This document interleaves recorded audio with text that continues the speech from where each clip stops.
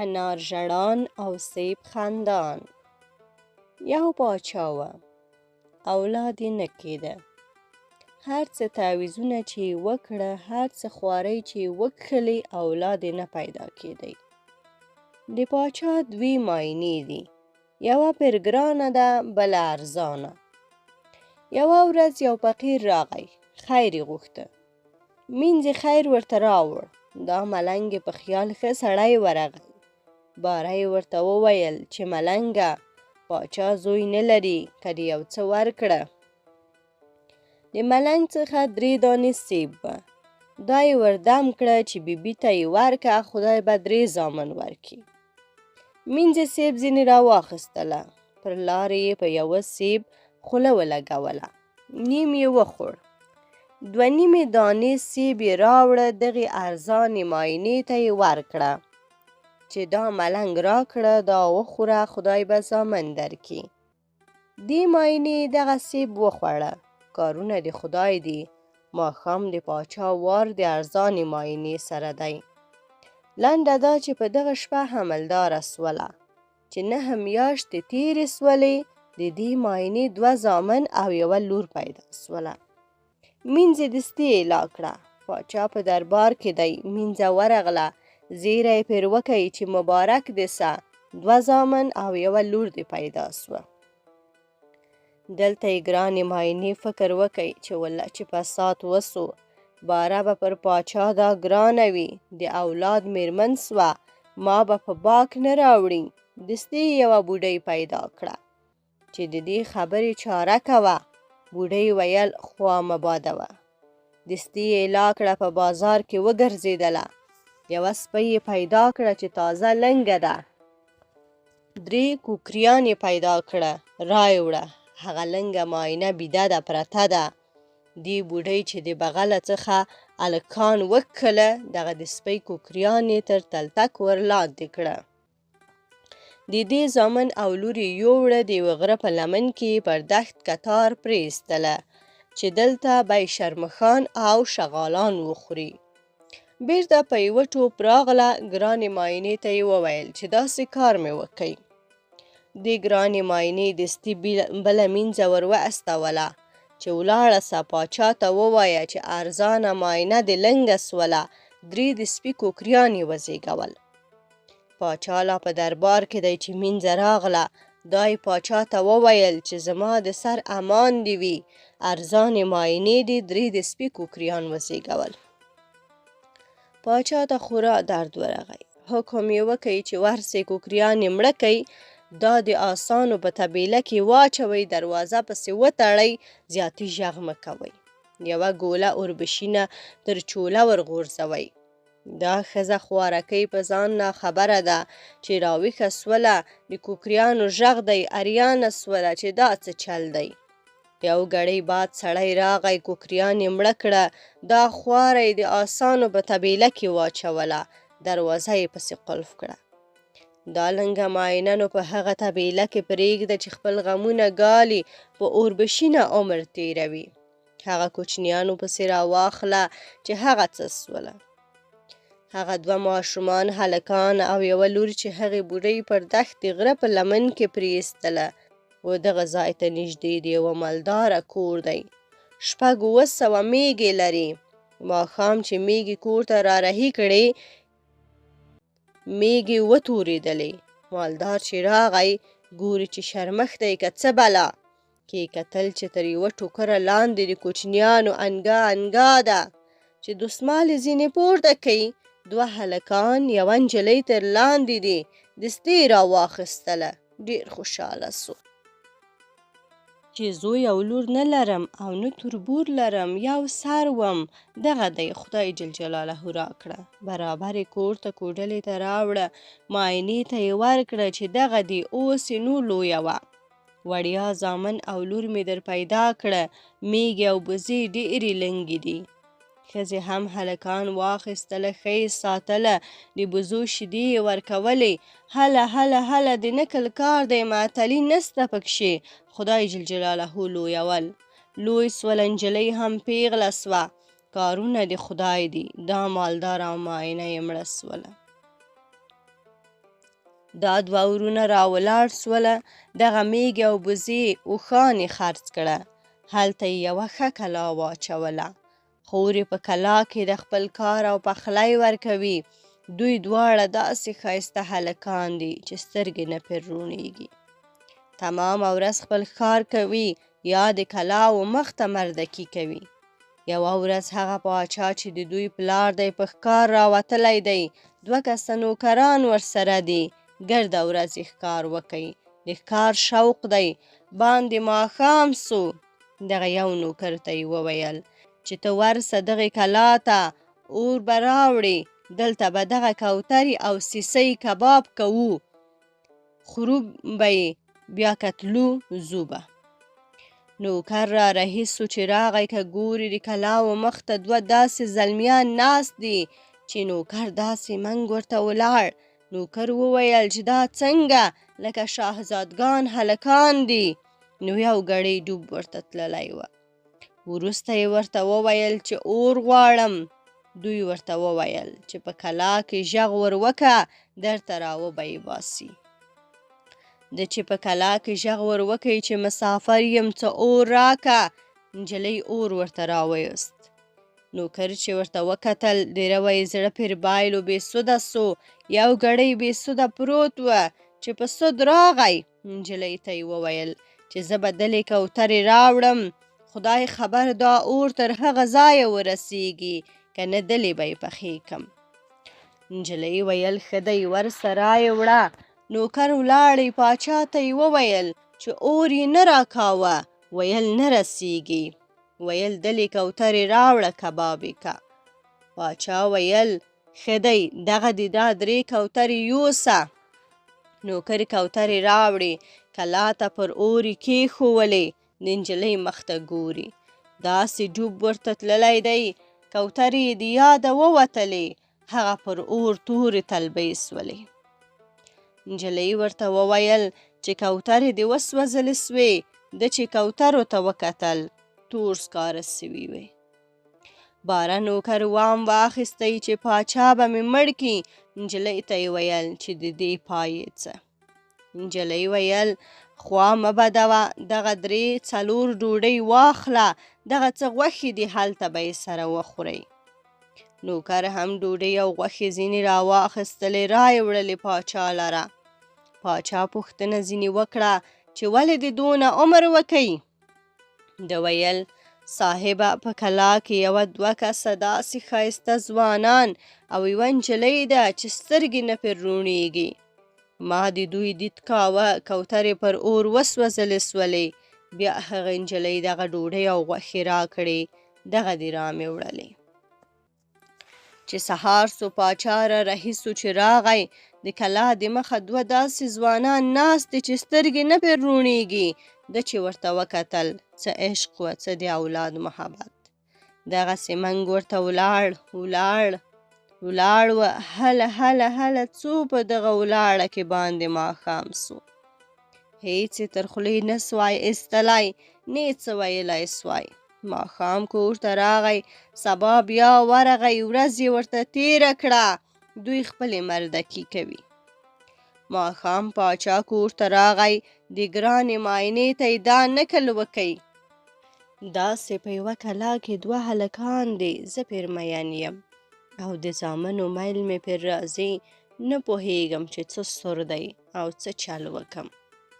دی ویل زامن به دې تر خوله تېر وي او هلکان څه کوي؟ د هلکانو مینه نه ده ښه. پاچا سړی یې، رنګ به دې بد سي، باره مه ورځه، ورک یې که. سهار وختي معاینې هغه بوډۍ پیدا کړه. ورته وی ویل چې چابکه ځه، نکل داسې دی لکه چې هغه هلکان لوی سوي دي. که خبره رسوا سوله، پاچا به زما او ستا ترخې وکاږي. بوډۍ د وهمه په 1 ټوپ ورغله. هغه هلکان چې ولیدله، څه سود یې پې ورسېدی، دستي په کلا ورننوتله. کې کتل چې هغه نجلۍ ناسته ده، وپوهېدله چې هغه دي. دستي خپل مکر را سربیره کوي. د نجلۍ د مخه یې بغارې کړې چې الله، زما د ورور کور داسې خراب سوی دی، زه خو ستا عمه یم، په پلاني وطن کې واده وم، تر اوسه یې نه په ژوند خبره وم نه په مرګ. او شکر دی چې دغه تاسې 3 چچخې یې پاتې یاست، نور مې نو زړه درد نه کوي، مګر دغه مې ژړوي چې ته په کلا کې یوازې یې. هلکان درڅخه ولاړ سي، ساعت په یوه او په بله تېروي، ته به دغه ناسته یې. ارمان چې 1-2 ژوندي زمریان وای، چې ستا ساعت پې تېر وای، یو وار به پې سپرېدلی. زما ورېندارې ته 2 زمریان ولاړ وه، داسې ساعت یې پې تېر و چې توبه. او ستا ورونه خو ښکاریان دي، د لاسه یې کېږي چې 2 ژوندي زمریان درته راولي. نجلۍ ویل وله چې ښه وایې عمه جانې، ودی چې لالا دوی میراث سي ورته وایم به.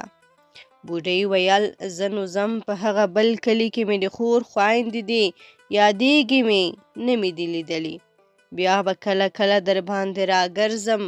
بوډۍ ولاړه. ماښام چې هلکان کور ته راغله، خور یې ورته وایي چې تاسې په ښکار پسې ولاړ سئ، زه یوازې دغه ناسته یم، ماته 1-2 زمریان راولئ چې ساعت پې تېروم. دغه یو ورور یې ورته وایي ښه دی سبا به زه پسې ولاړ سم. چې سهار سو یو ورور یې پسې رهي سو، هله هله دغه غر یې پسې راواخیست، که یې کتل په یوه ګاره کې هغه ملنګ ناست دی چې د ده په دعا دوی زو کړي وه.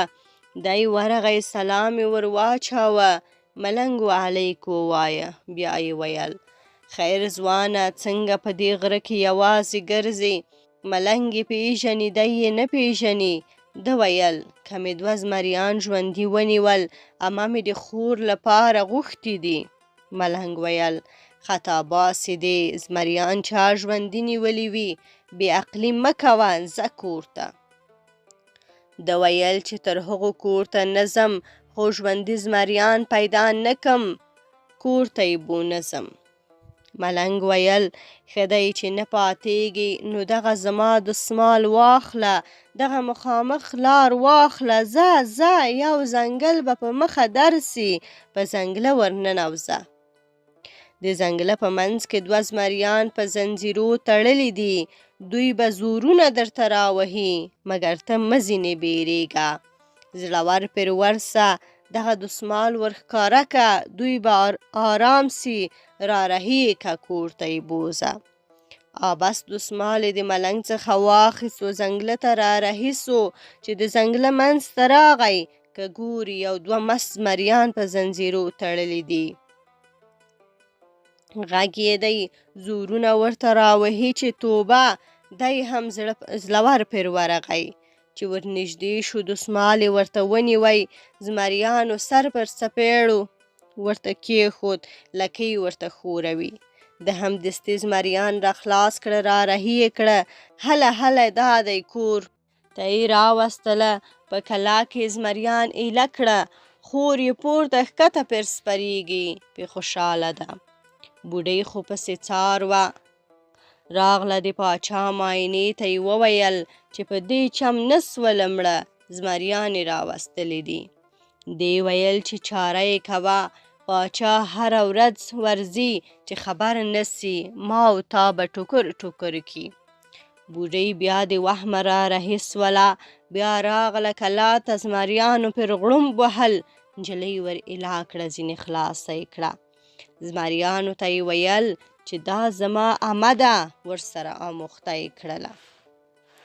بوډۍ ویل وینې اوس د څنګه ساعت پې تېر دی؟ دی ویل هو عمه جانې. بوډۍ ویل ارمان چې هغه یوه درخته لا وای، چې هم سیب کوي هم انار کوي، که سیب ته ووایې چې وخانده خاندي، انار ته چې ووایې وژاړه نو دستي ژاړي، چې دا هم وای نو به د بیخي ساعت پې تېر وای. نجلۍ ویل دا نو چیرې پیدا کېږي؟ بوډۍ ویل زما نیکه درلودې، او اوس چې نر وي دستي یې پیدا کولی سي. دی ویل وده چې لالا راسي، دغه به پیدا کوم.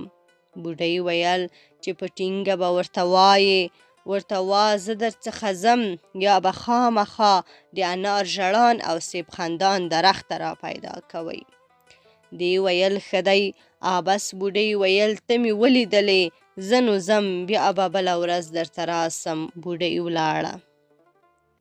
د نجلۍ ورونه چې کور ته راغله، خور یې ورته ویل چې عمه ویل داسې د انار ژړان او سیب خندان ونسته چې وای ساعت به مې ښه پې تېر وه، دا به خامخا ماته پیدا کوئ، راوړی به یې چې زما ساعت وي تېر وي. زه دغه ناسته یم، که یې نه راوړئ نو زه درڅخه ځم، پخپله یې پیدا کوم.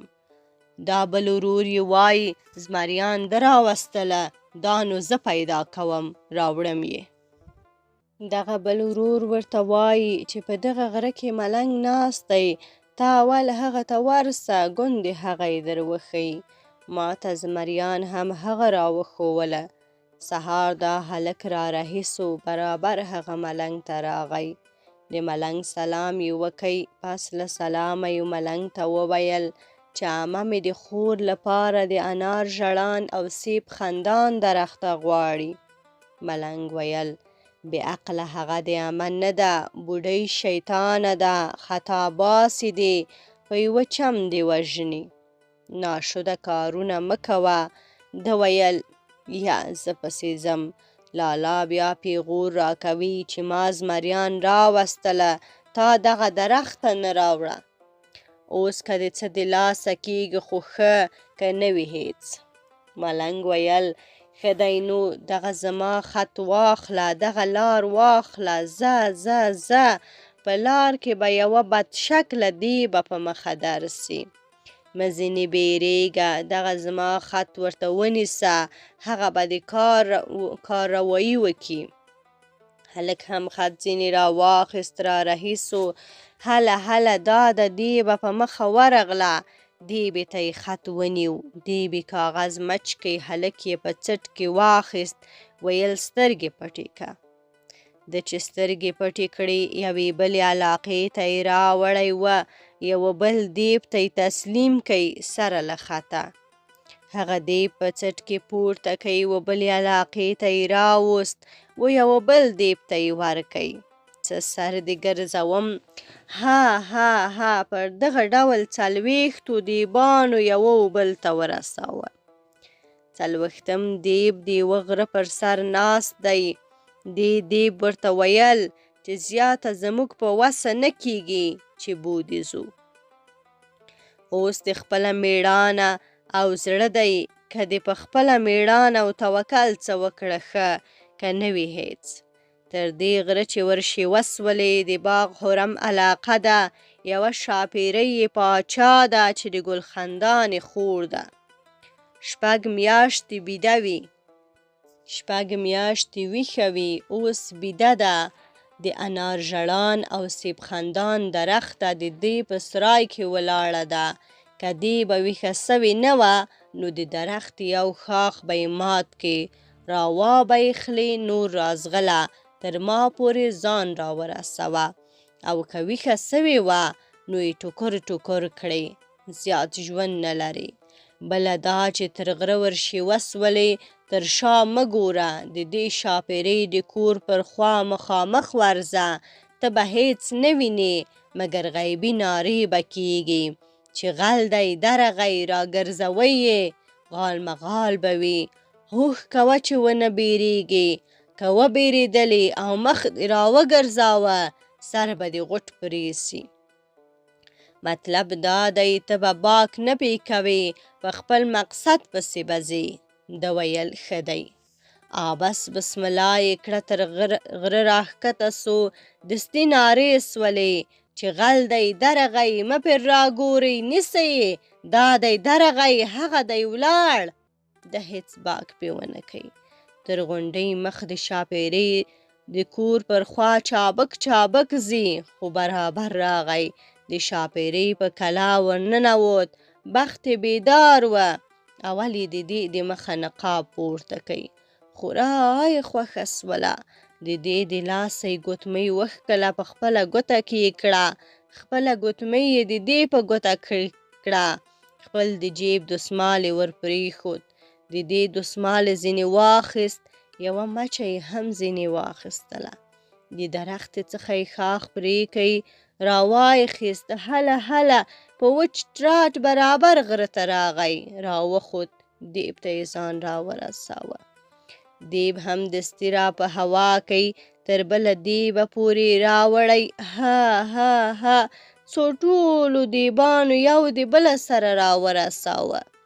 څو تر دیبې پورې راوړ، دیبې په څټ کې واخیست، تر ملنګ پورې راوړ. ملنګ ورته وویل چې پر تا دې آفرین وي، دا پلا مړ نه سولې، باره دغسې ناشده کار مه کوه. ملنګ تر کلا پورې راوست. هلک دا دی راغی، په کلا ورننوت. پورته یې ویل چې دا د درخته مې راوړه. په کلا کې د حوض پر غاړه شنه کړه، د درختې په یوه خوا سیب، په بله خوا انار زړیږي. سیب ته یې ویل وخانده، شین د خندا ولاړی. انار ته یې وویل وژاړه، شین د ژړا ولاړی. د خورې خوره سات پې تیر دی. بوډۍ پسې څارو ده چې خبره سوه، دستي مغزي پې وځړېدی. راغله د پاچا معاینې ته چې دا درخته خو یې هم راوړې ده، په دې چل نه سو مړه. مګر یو چل مې لا زده دی، که په هغه چل هم نه و مړه، نو زموږ مرګ دی دوی په هېڅ نه مري. دی ویل اوس کوه چې پاچا هره ورځ ورځي چې سره ونه پیژني. بوډۍ راغله کلا ته، درخت د حوض پر غاړه شنه ده. نجلۍ ته وایي مبارک دې سه، اوس خو دې نو ښه ساعت تیر دی. نجلۍ وایي هو عمه ښه مې ساعت پې تیر دی. بوډۍ وایي دا خو وسوه، مګر ورونه دې بې معاینې دي، او ته هم یوه ښځه یې، په سرای کې ناسته یې.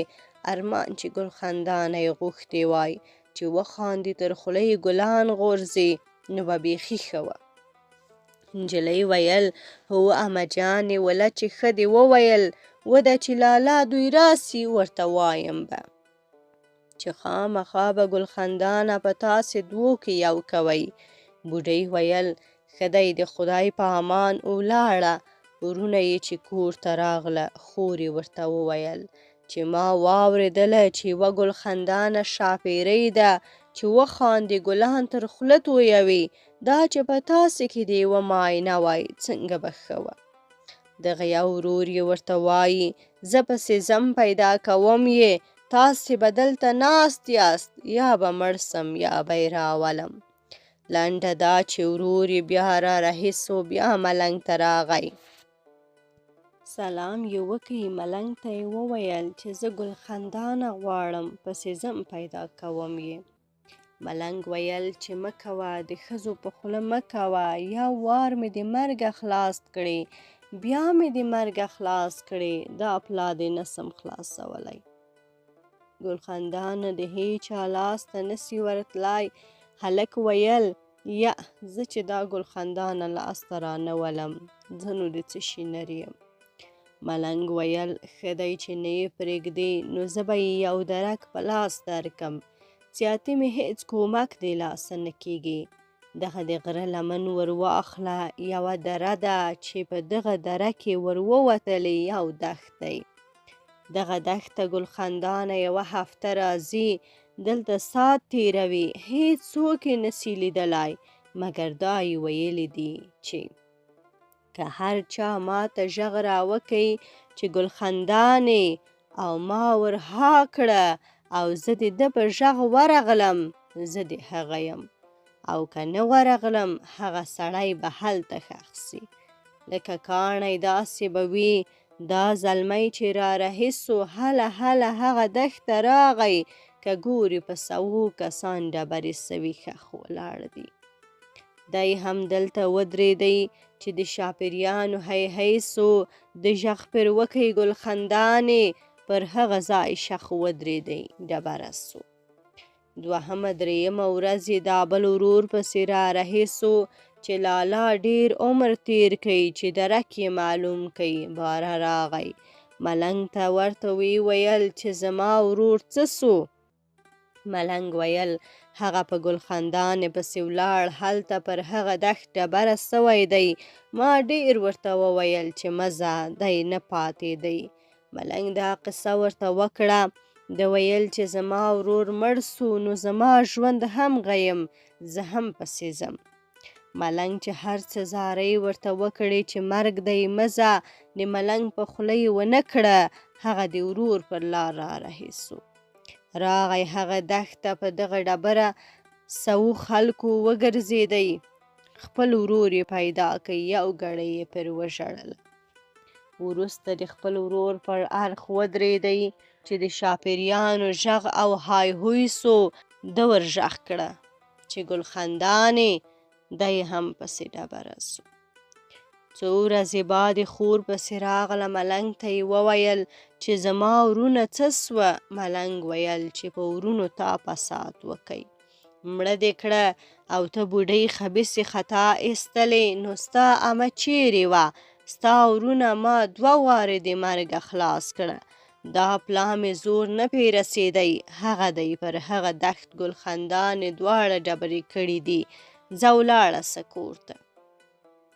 نجلۍ ویل زما ژوند دې هم نو خاورې سي زه نو د چا سره کښېنم تر دې لا ښه دی چې زه هم د خپلو ورونو تر څنګ ډبره سم او ودرېږم زه هم پسې ځم د خدای په امان. بس نجلۍ را رهي سوله. هله هله هله دښته راغله خپل ورونه یې پیدا کړه دواړه شنه کاڼي دي ولاړ دي دا یې هم پر اړخ ودرېدله چې د شاپیریانو غږ او غال مغال سو. نجلۍ ور غږ کړه چې ګل خندانې چې وکتله که ګوري ښایسته نجلۍ ولاړه ده فکر یې وکړي چې دا خو ښځه ده ما نسي معاینه کولای یا راسه ورهاکه ورسه چې دا څه نکل دی او دا نجلۍ څنګه راغلی ده. نجلۍ بیا ور غږ کړه چې ګل خندانې د دښت څخه ور غږ سو چې ها درغلم. 3م وار بیا نجلۍ ور غږ کړه چې ګل خندانې ژر راځه. ګل خندانه دستي د انسان په ډول ورته ودرېدله ویل خدمت. نجلۍ ورته ویل چې تا خو ویلي وه چې زه چې د هر چا په غږ هغه ته راغلم زه د هغه یم دا خو دې نه و ویلي چې نر یا ښځه فرق خو دې نه و کړی ویل پر خپل قول ولاړی که یا. ګل خندانې ورته ویل چې بېشکه په خپل قول ولاړه یم بېشکه زه ستا یم اوس امر کوه. نجلۍ ورته ویل چې اول دغه زما 2 ورونه را ژوندي که. ګل خندانې هم د روه دم پر ووایه ژوندي یې کړه په حقیقت کې خو مړه نه وه په سحر سره ډبرې سوې وه.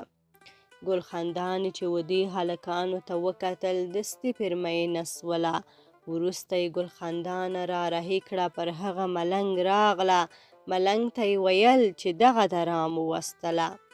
ملنګ ورته ویل چې دا 20 کاله کېږي چې زه پر مین وم او دا 20 کاله د مخه ما یو وار لیدلې وه بیا مې نه ولیدلې او ما د خدایه غوښته چې زما په ژوند یو وار بیا په ما ووینې زیاتې ژوند نه غواړم. اوس دا دی چې پس له 20 کالو چې ما په دې غار کې د دې دید لپاره ورته تیر کړه ستاسې په سبب دا د خدای په ما ولیدله زیاتې ارمان د خدای څخه نه لرم.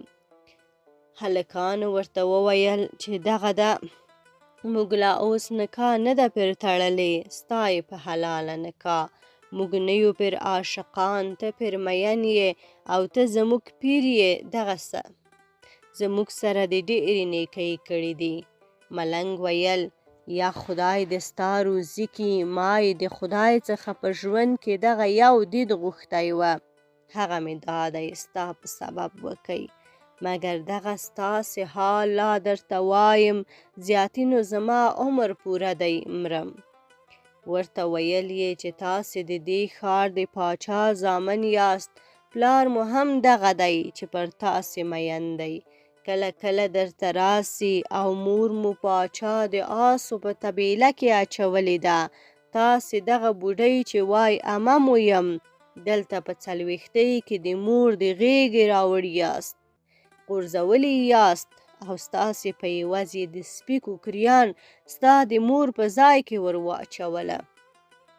ستاسې میره چې پر پاچا ډېره ګرانه ده ستاسې دښمنه ده چې اوس هغه او دغه بوډۍ په تاسې پسې څارو ده او تاسې وژلي یاست او ناشده کارونه یې په تاسې کوله، مګر ستاسې اجل خدای نه و پوره کړی. ټوله خدای آسانه کړه او ستاسې بخت بلا خدای ښه راسته کړي. د شاپیریانو پاچاهي به خدای درکړي او تاسې به تر هغو خپل پلار په ځان نه خبروئ څو شاپیرۍ د ګلخندانې ملګري لاس ته در نسي او پاچاهي د پیریانو ستاسې نسي. دا یې ورته ویل حق پل لرئ. ملنګ چپه سو مړ سو. ملنګ ته یې هلته غسل ورکئ، ښخ یې کئ.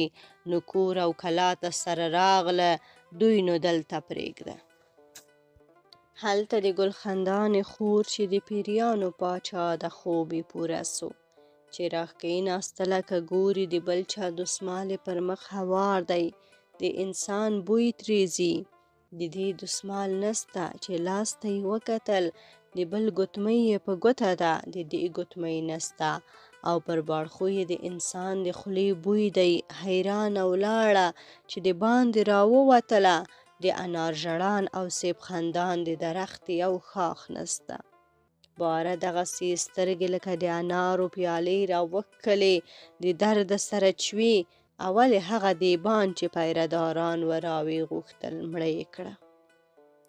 حکم یې پر پیریانو وکئ چې ولاړ سئ، پر ځمکه تیت سئ. هر ځای چې مودا درخته پیدا کړه، په درخته او په چا غرض مه کوئ، فقط حال راوړئ. دا کار بې زوره نه کیږي، لکه چې خورا زورور سړی راغلی دی. دا کارونه یې کړي دي، زه یې ورسره معلومومه دا څنګه زورور دی. څه سر دې ګرځوم، پیریان سره په هوا سوله، چې وګرځېدله. ها ها دا د دې هلکانو په کلا کې درخته ولیدله. دوه زمریان هم ورته تړلي دي. پیریان ځینې وبېرېدله، د وهمه یې را ایله کړه. برابر شاپیرۍ ته راغله. شاپیرۍ ته یې وویل چې درخته په یوه کلا کې ولاړه وه، دوه نر زمریان پورې تړلي وه. هغه هم په خیال دیبان راغله او کلا د انسانانو وه. شاپیرۍ هم امر وکئ چې جنگ ته ځان تیار کئ. نفر او خیمه در واخلئ، ماښام کوچ دی. بس ماښام ګرده پیریان او شاپیرۍ را په هوا سول. دا دې راغله پر کلا یې شاوخوا خیمې ونجتلې. کل دښتې په خیمو ونیو چې لار و ګودر نسته. سهار چې هلکان راکښېناسته، که ګوري دښت ټوله شنو خیمو نیولی دی، یو بامبو پروت دی. هلکان بیرته په کلا ننوتله. شاپیرۍ او پیرۍ د سړي په بڼه ورته راولېږئ چې ته ورسه ورته ووایه چې غل په لاس راکئ یا جنگ ته راووځئ چې سره معلومه یې کو، که نه وي آل و مال به مو ګرده دود کم. پیری راغی، د کلا دروازه یې ور وټکوله. هغه هلک چې درخته یې ځینې راوړې وه ورته راووت، ویل خیر. دې سړي ورته وویل چې زموږ د پاچا د انار ژړان او سیب خندان درخته ورکه ده. اوس پاچا سره له لښکره راغلی دی، وایي یا غل په لاس راکئ یا جنګ دی. ده ورته وویل چې زه نه لښکر لرم نه سلاح کوم، درځه زه یې جواب وایم. دستي کور ته ننوت. هغه د شاپیرۍ دسمال او ګوتمۍ را واخیستله. ورور او ګلخندانې ته یې دا کیفیت ووایه. ګلخندانې ورته وویل چې زه به در سره ولاړه سم. هغه زما خور ده، یو څه عذر و زارۍ به ورته وکم. ده ویل یا زه یوازې ورځم او رښتیا ورته وایم، توکل دی. بس د دې قاصد سره را رهي سوه. برابر راغی، د شاپیرۍ پر زنګانه کېناست. شاپیرۍ ورته ویل چې غل ته یې درخته تا وړې ده. ده ورته ویل هو غل زه یم، درخته ما وړې ده. دی ورته وویل چې نښانې یې ووایه. ده ورته ویل چې دغه ستا دسمال او ګوتمۍ نښانې دي او دغه ستا پر مخ زما د غاښو لیکې دي. شاپیرۍ ویل چې ته څنګه راغلې؟ زما ځای ته خو نه انسان نه پیریان راتلای سوای، نو ته په کوم زور په څه چم راغلی؟ ده ورته ویل نه مې چم و نه مې زور و نه مې لښکر و نه مې سپاره وه، خاص په خپل غیرت او میړانه درغلم. شاپیرۍ ویل بېشکه ټیک وایې آفرین، زه په حلاله نکاح ستا یم، ته زما میړه یې او تی زما پر ځای پاچا، دغه دې لښکر دی. لنډه دا چې نور پیریان یې رخصت کړه، شاپیرۍ یې د انسان په بڼه را رهي کړه، کلا ته یې راوستله. شاپیرۍ که ګوري چې په کلا کې ګلخندانه خور یې ناسته ده. شاپیرۍ ویل ته څه کوې دلته څنګه راغلی یې؟ دې ورته ویل چې زه یې ګټلی یم، خپل نکل یې ورته وکی. دې هم خپل نکل ټوله ورته وکی چې دې هلک زما د سرایه څخه د انار ژړان او سیب خندان ونه راوړې ده او ډېر زړور او دلاور هلک دی، نو ما هم دی میړه کوي.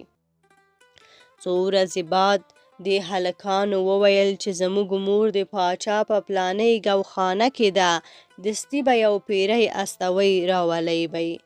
شاپیرۍ هم دستي یو پیری واستاوه، ورته وی ویل چې یو دم به ورځې چې څوک یې درڅخه ونه ویني، دا ښځه به راوړې.